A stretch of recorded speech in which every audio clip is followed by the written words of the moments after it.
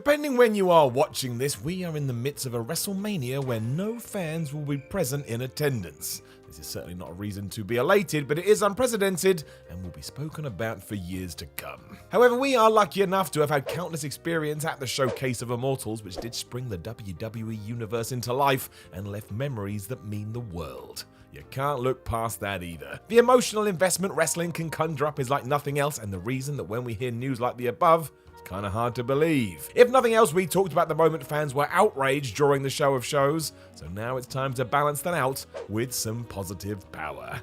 I'm Simon from What Culture. Please do hit that subscribe button. This is 10 times WWE fans were elated by WrestleMania. Number 10, the Yes Movement. You'll never forget it if you were there. WrestleMania 30 saw Daniel Bryan claim his place at the top of the throne, even though nobody in charge wanted it to happen. It was all down to fan support demanding that this occurred, and when it did, my word, it was wonderful. Of course, like I say, this wasn't the idea. Bryan may have had a brief moment when he beat John Cena at SummerSlam 2013 for the WWE title, but this was over before it began.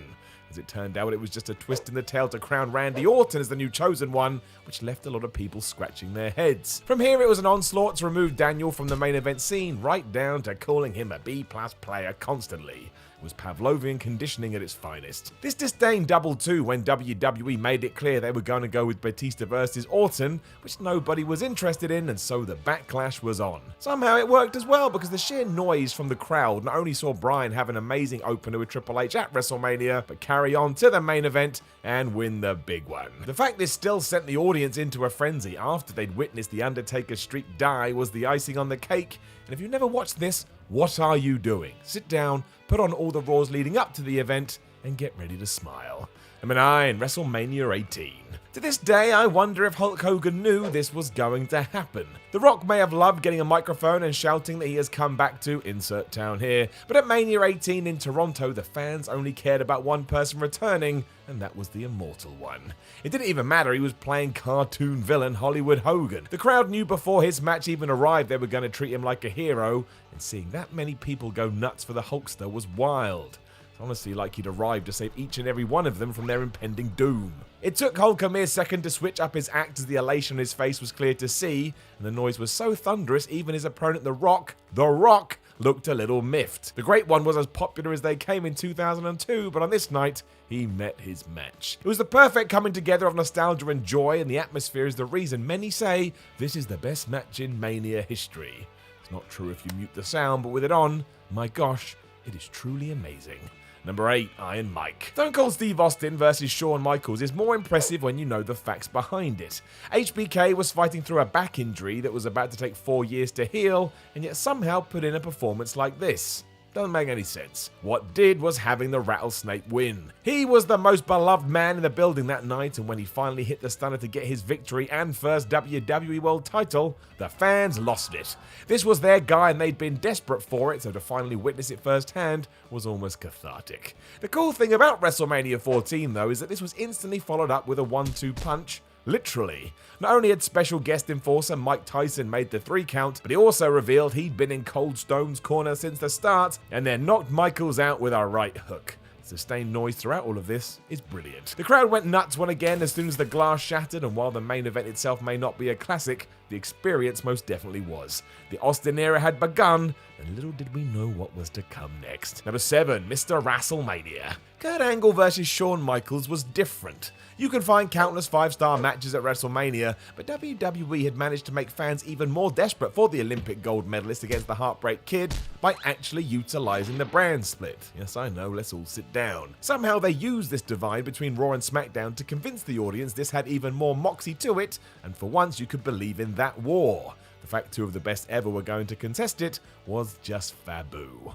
And when the two actually locked up, my word. Fans were so into it they didn't know who to cheer for, and seeing Shawn out-wrestle Kurt before the man with 3 eyes upped his intensity because of it was unreal. It felt and kind of looked like a real fight. The story throughout was also near perfect, and it underlined the fact that when we get to WrestleMania, everyone has to start keeping an eye on Shawn Michaels. He just kept delivering from this point on, and it's not like he was dragging his heels before this either. A masterclass in all aspects, it remains a beast. Number 6, Ronda Rousey lights up Triple H. WWE presented Ronda Rousey perfectly, and it started with Stephanie McMahon. With all the TV time she had dominated and how aggressive she had been towards Ronda's arrival, fans simply wanted to see Steph finally get hers, courtesy of the former UFC champion. So when Ronda got in the ring at Mania 32 and just unloaded on her, the fans couldn't handle it. They had wanted to see this for years. McMahon sold each blow like it was an insult to her legacy. She was in trouble and finally knew it. The unexpected part, however, was when Triple H got in the ring. No one thought he was in for a Rousey beating, so when she reached back and started throwing punches, it was pretty much the best thing anybody had ever seen in their lives. The game sold these like he was being shot at by a machine gun, and it garnered such a big response many said this was the best match on the entire card. It would be hard to argue against that. It couldn't have gone any better, and really now looking back, we all should have been kinder to Ronda Rousey. She was pretty damn good. Number 5, Hogan slams the Giant. WrestleMania 3 kind of summed up what WWE would become in later years. Everything in the build-up to the match between Hulk Hogan and Andre the Giant told you one thing and one thing only. If the Hulkster was going to win, he was going to have to slam Andre, a feat that nobody else had ever achieved. That was bull flub. Not only had Hulk slammed the Giant before, but Andre had lost loads of times, but you'd never have known that if you tuned into WWE weeks before this pay-per-view. Amazingly too, the fans just bought into it, and were more than happy to forget anything else had happened before this very moment.